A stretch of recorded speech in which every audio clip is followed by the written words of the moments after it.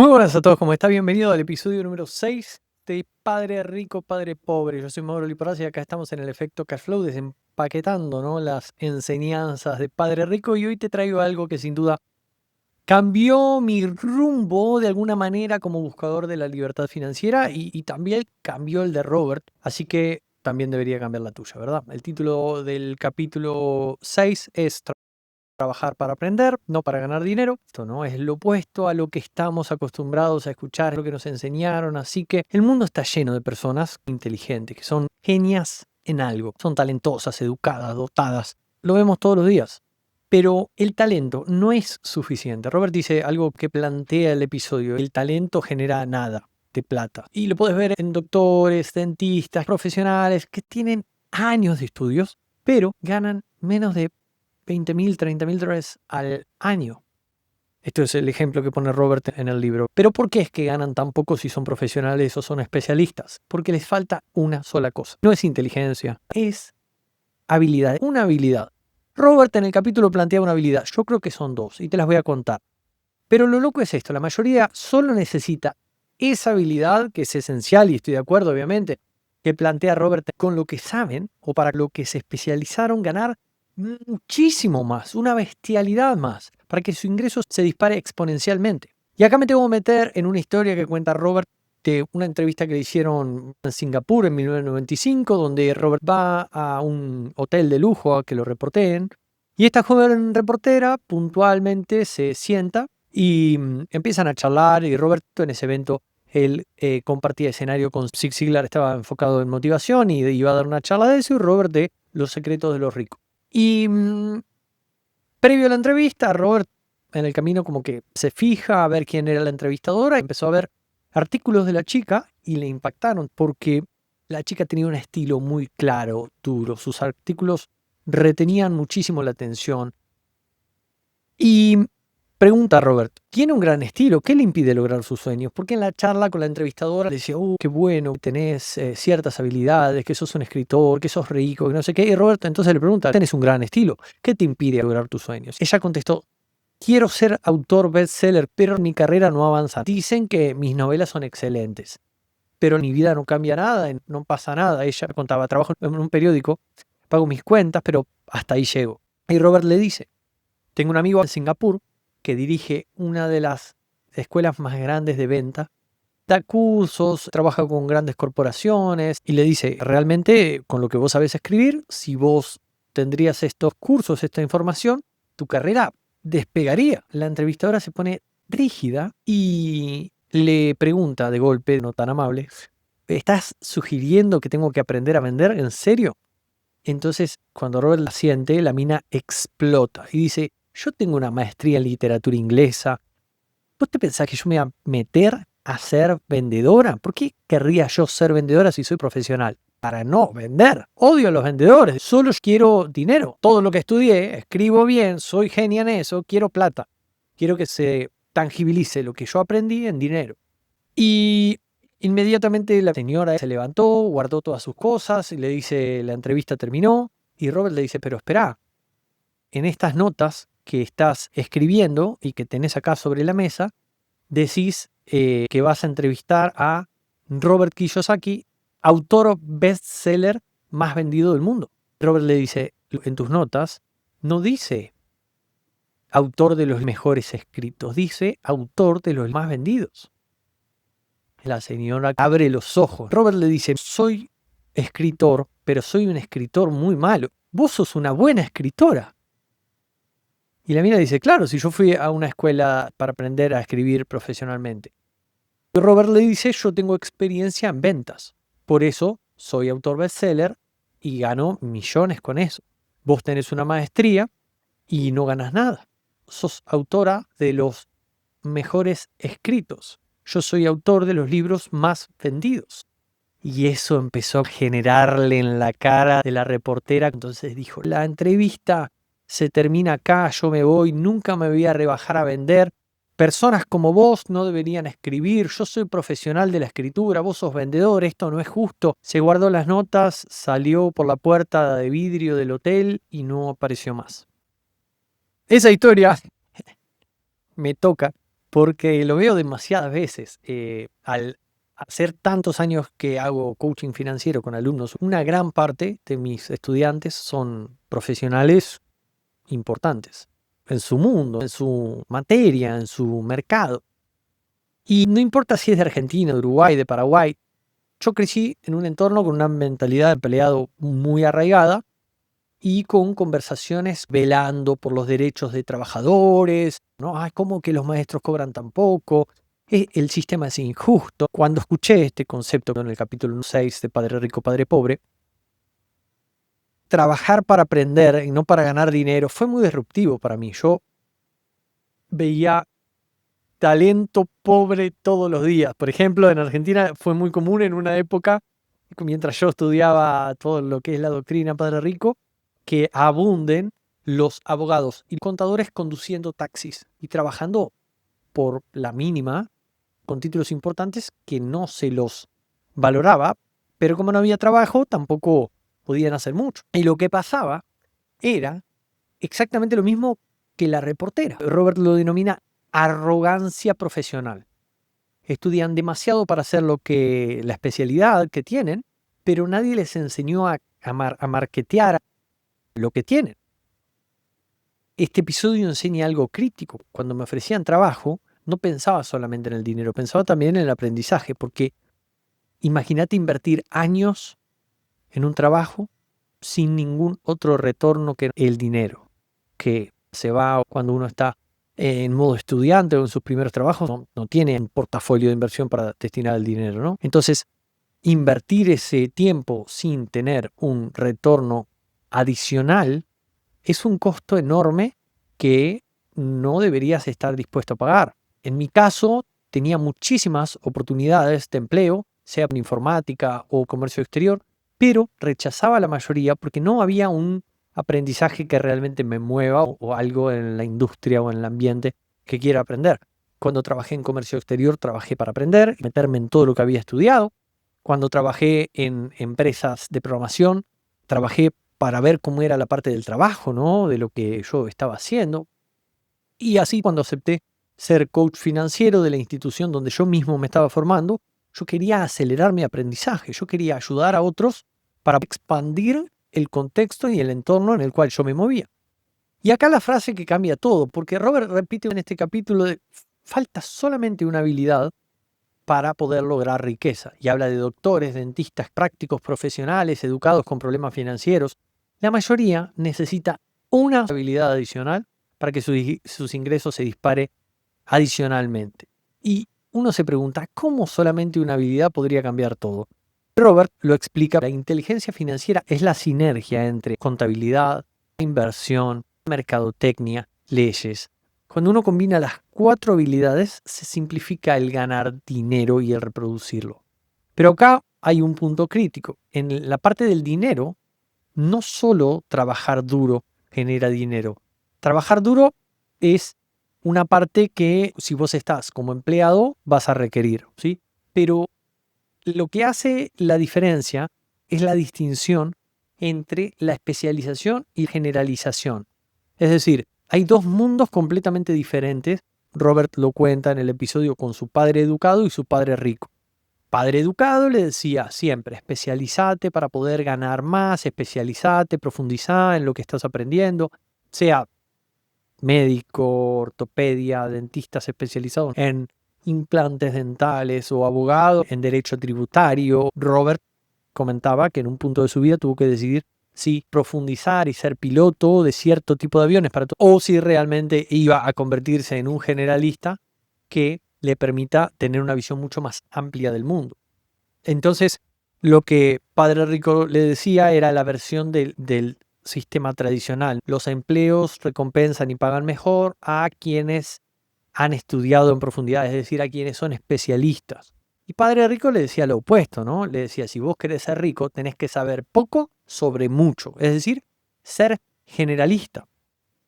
Durante años, Robert estudió y participó de actividades como contabilidad en la empresa de su padre rico, fue peón de construcción, ventas, reservas, mercadotecnia, o sea, marketing. Participó en diferentes áreas, porque Padre Rico lo estaba preparando, quería realmente que aprendiera cada uno de los aspectos de su imperio. Él insistía en asistir a reuniones con banqueros, con abogados, con contadores de Padre Rico para poder tener un conocimiento amplio de lo que estaba pasando en todo el ecosistema Padre Rico, ¿no? Entonces, tú pudo contrastar dos filosofías completamente opuestas. Uno te mantenía encerrado en una especialización y en un mini mundito que es como un micronicho. El otro te libera y expande la mente. Robert se graduó de la Academia Marina y fue el tercero en su clase, un puesto en Standard Oil, que lo contrató en un sueldo de $42,000 al año. Trabajaba 6 meses y 6 meses de vacaciones con ese contrato. Estaba feliz. Robert decía, hijo, tenés una gran carrera por delante. Pero Robert, 6 meses más tarde, iba a renunciar. ¿Por qué? Porque lo que tenía en Standard Oil por delante es solamente la posibilidad de aprender a volar y profundizar ahí. Él quería aprender a comandar tropas. Se había unido al ejército y a la marina para aprender a liderar. Padre Rico le decía que la parte difícil de un negocio es dirigir al personal. Si no sos buen líder, te van a poner un balazo en la espalda. Era metafórico. Si no sabes liderar, alguien de tu equipo te va a fallar o traicionar. En los negocios es exactamente igual. Y Robert pasó 3 años en el ejército aprendiendo liderazgo, comandando tropas en la práctica. El padre educado agarraba y le decía, padre pobre, ¿no? Estaba desolado porque ¿cómo puede ser que haya renunciado a Standard Oil, que tenía un empleo espectacular, para convertirse en marín y para estar metido en el ejército, mientras que Padre Rico obviamente estaba muy orgulloso? En la siguiente etapa de su vida, Robert regresa de Vietnam, renuncia como piloto y dice, ya logré estabilidad de liderazgo, entiendo los códigos del liderazgo, quiero ir por mi siguiente paso. Y su siguiente paso fue aprender a vender. Y para aprender a vender, Robert tuvo que aplicar a lugares donde pueda directamente aprender habilidades de venta, pero también estar en la venta en la práctica. Así fue que se metió en Xerox. No fue por el sueldo, no fue por los beneficios, no fue por las comisiones. Robert se metió en Xerox porque admitía que era una persona tímida y la idea de vender le aterraba. Xerox tiene uno de los mejores programas de capacitación en ventas, le permitía conquistar esta habilidad. Renunció a la Marina para aprender a vender. Padre Rico estaba muy avergonzado. Un intelectual no debe ser vendedor porque interpretaba que los vendedores estaban por debajo de su categoría. Padre Rico estaba orgulloso porque trabajando en Xerox iba a aprender el oficio de las ventas. Y bueno, a años siguientes Robert aprendió a vender, venció su miedo, se convirtió en una persona capaz de tocar puertas, resistir el rechazo. Se convirtió en uno de los 5 mejores vendedores de Xerox. Renunció. Acá empezamos a ver un patrón, ¿no? Porque es tipo, conquisto una habilidad, me establezco en un puesto y renuncio para pasar a la siguiente habilidad. Me establezco en un puesto, solidifico la habilidad y paso a lo siguiente. Si esto es así, y Robert nos da este ejemplo, porque hay personas que pasan 20, 30, 40 años en el mismo puesto. Muchas veces lo que parece un trabajo sólido no es ni más ni menos que la zona de confort en acción, ¿no? No es estancamiento materializado. Y lo que dice Robert, parte difícil de dirigir personal, sigo desarrollando mis habilidades y tratando de ser mejor en el liderazgo de equipos. Los proyectos que tengo, las empresas que tengo, demandan que Mauro sea un líder así. Uno, por más que lo intente, no puede ser ermitaño, sino tendría que ser directamente trader, en el que vos estás solo frente al gráfico y eso es todo lo que pasa en tu día a día y de eso depende todo el éxito. Cuando uno es dueño de negocio, tiene que saber poder alinear una organización bajo un sistema de metas y objetivos y a cada individualidad para que esas personas estén en lo más cercano posible a su 100% para poder dar lo mejor que se requiera cumplir las metas de la empresa, ¿verdad? Hoy en día sigo enfrentándome a esto, como dice Padre Rico, es la habilidad más difícil, dirigir una empresa, dirigir a personas, alinear un equipo. Durante años realmente no lo entendía bien, porque sí que habían proyectos hermosos, visiones claras, estrategias, pero al no tener un equipo alineado, todo se desmoronaba y los objetivos no se cumplían. De a poco fui construyendo y entrenando mi liderazgo, entendí cómo funciona el ser humano como miembro de una organización. Ahí fue cuando todo empezó a funcionar, los proyectos empezaron a cobrar vida, a crecer y empezaron a dejar de ser maurodependientes, que es lo que le pasa en general al autoempleado. Lo mismo que Robert cuenta me pasó a mí. Y Robert, mientras hacía todo este aprendizaje de ir descubriendo una nueva habilidad que quería aprender, renunciando, aprendiendo lo siguiente, moviéndose adelante, ¿qué pasaba con Padre Educado? Él esperaba un aumento de su sueldo cada año. Cada año Padre Pobre sabía que sí iba a tener un reconocimiento, sí iba a tener un aumento, pero cada año la desilusión que Robert recuerda en su propio padre era mayor. ¿Por qué? Porque regresaba a la escuela, mejores calificaciones y esperaba otro aumento, otro puesto. Siempre se repetía el mismo patrón, el aumento era pequeño, mientras que las demandas del nuevo puesto era mucho, pero mucho más demandante en materias de tiempo y energía, ¿verdad? Y es exactamente lo que pasa a muchos profesionales que se aferran a su empleo. Y Robert dice que en Estados Unidos hay un acrónimo que es job, en inglés significa trabajo. Hacen chistes con esto que lo toman como un acrónimo que es just over broke, que significa casi quebrado. Entonces, él dice que eso es lo que la mayoría de los trabajadores viven mientras trabajan mes para pagar sus cuentas. Los trabajadores se conforman con ganar lo suficiente para no ser despedidos y los dueños pagan lo suficiente para que no renuncien. El resultado es que la mayoría nunca sale adelante. Hacen exactamente lo que les enseñaron, buscar un trabajo seguro. Se enfocan a trabajar por un salario como recompensa, pero eso es bueno para pagar las cuentas, pero desastroso para el mañana, porque no existe un mañana en esa búsqueda. Robert cita una escena de Tom Cruise despedido donde pregunta, vamos a hacer cierta misión, ¿quién viene conmigo? En una oficina llena de gente. La chica más entusiasmada levanta la mano y dice, me encantaría, pero estoy a 5 meses de un ascenso. Robert dice que esa frase es cercana a la realidad, porque la mayoría de la gente vive bajo esas condiciones, que se mantiene ocupado en un trabajo para pagar las cuentas, solamente para pagar las cuentas. Robert dice que esa es la frase más verdadera de la película, porque los trabajadores viven y trabajan para pagar cuentas, la zanahoria de vivir un poquito mejor, entonces el ascenso representa eso. Y cuando tienen una oportunidad de salir y de ir por algo que verdaderamente les cambie la vida, vuelven siempre a esta zanahoria ficticia que tienen en su próximo ascenso, que quizá es alguna bonificación nueva o quizá algunas nuevas otras migajas a cambio de mayor responsabilidades. Y mientras esperan eso, la vida se les pasa y la oportunidad de cambio pasa enfrente de ellos sin ellos poder tomarla. Esperan y esperan meses a que esa oportunidad, pero cuando se da realmente el sentimiento de seguridad de en 5 meses espero que todo cambie, las esperanzas en ese ascenso, ¿no? Tiene a las personas atrapadas.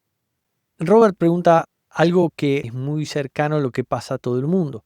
¿A dónde lleva esa actividad diaria? ¿Qué depara el futuro para la clase de empleados? Y cuenta que descubrió algo sobre las pensiones importante, porque detrás de esa búsqueda de ascensos hay también la esperanza de una jubilación.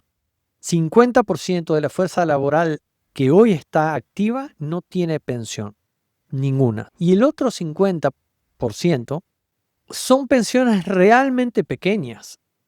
Robert visita la consultoría de una consultora de pensiones muy grande de Estados Unidos y le pregunta qué espera una persona normal de su pensión. La directora, especialista en planes de retiros lujosos, le dice, la mayoría no lo sabe, pero su esperanza o lo que le espera es lo que nosotros ya acá llamamos la bala de plata. La bala de plata se le llama a la generación posguerra sin dinero, que luego de la vejez sin suficiente dinero siempre pueden pegarse un tiro en la cabeza. Es una analogía caótica y fea, pero representa a los geriátricos llenos de personas que trabajaron pero no tienen pensión. Entonces están jubilados, sin dinero, el Estado no les asigna fondos para sus pensiones, Esas pensiones año a año se erosionan cada año que pasa. Y Robert hace una pregunta mucho más relevante. ¿Trabajan mirando el futuro delante o solamente el próximo cheque de pago? Si vos no estás cuestionándote qué es lo que hay detrás de lo que estoy persiguiendo, si realmente solamente estoy trabajando e invirtiendo horas por el próximo cheque del futuro, no es alentador. Robert pregunta en cada clase suya, ¿cuántos de acá saben cocinar una hamburguesa? Y todos levantan la mano. Y pregunta, ¿quién de acá cree que su hamburguesa es mejor que la de McDonald's? Casi todos mantienen la mano levantada. ¿Por qué no ganan más que McDonald's? McDonald's tiene mejores sistemas para vender esas hamburguesas. McDonald's posee excelentes sistemas de negocio. Robert identifica eso mismo. Hay tantas personas talentosas, hay tantas personas que se enfocan en mejores hamburguesas en vez de saber cómo mercadear sus servicios, mercadear las hamburguesas, tener mejores sistemas de negocio. Cuenta la historia de un amigo su artista, muy talentoso, que ganaba mucho dinero, con una madre que le deja $35.000 de herencia. Y este artista piensa, perfecto, voy a invertir en publicidad, voy a crecer. Y lo que hace es ir y comprar un anuncio de color con las mejores tintas de ese momento, a página completa. Y Robert le pregunta, ¿y qué aprendiste? El artista responde que los vendedores de anuncios son todos unos ladrones. Y Robert le dice, ¿qué te parece si aprendes un poquito de marketing de respuesta directa, de ventas? La respuesta del artista fue, no tengo tiempo, quiero gastar más dinero. No quiero pasar tiempo haciendo esas cosas porque soy artista y talentoso en lo mío.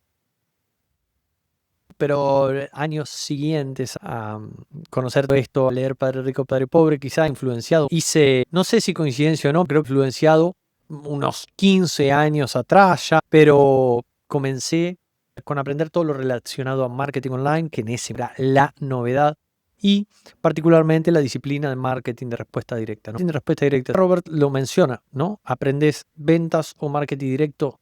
Esa es la habilidad que necesitaba el artista para mercadearse a sí mismo, una oferta que la gente quiera y no hacer publicidad masiva. El marketing de respuesta directa te da justamente una respuesta directa enfocada y mostrado a una persona que verdaderamente podría considerar lo que vos le estás proponiendo.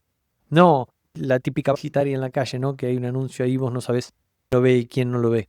Entonces la publicidad masiva le intentaba decir al artista que no funcionaba, que había cierto tipo de habilidades que él tenía que descubrir o conocer para poder vivir realmente bien como artista. En respuesta directa tuve agencias de creación de páginas web y redes sociales, etc. A medida que la industria fue evolucionando, yo fui acompañando ese crecimiento. Hoy tengo una mini agencia en mi empresa que está enfocada solamente en mis proyectos y siguen haciendo los chicos del equipo marketing de respuesta directa.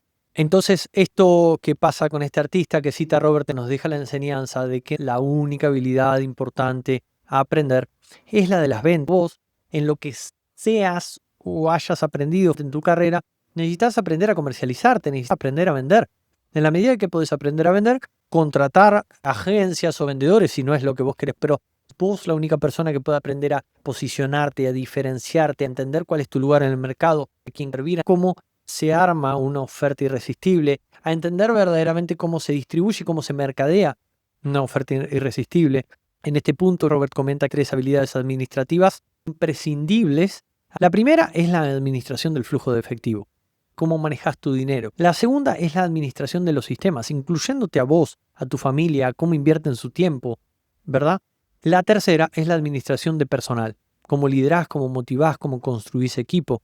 Cuando vos dominás las 3, hacerte rico es muy fácil, es realmente cuesta abajo si dominás esas habilidades para hacerte rico, hacer lo mínimo que se requiere, que es generar dinero y reproducir el dinero. Ventas y marketing son las principales, pero hay algo que Robert pone por encima las ventas. Él cita que la habilidad de vender, de comunicarse, cuando dice vender no necesariamente tiene que ser la escena de Jordan Belfort que dice vendeme esta lapicera, ¿no? Con clientes, empleados, jefes, esposas, hijos.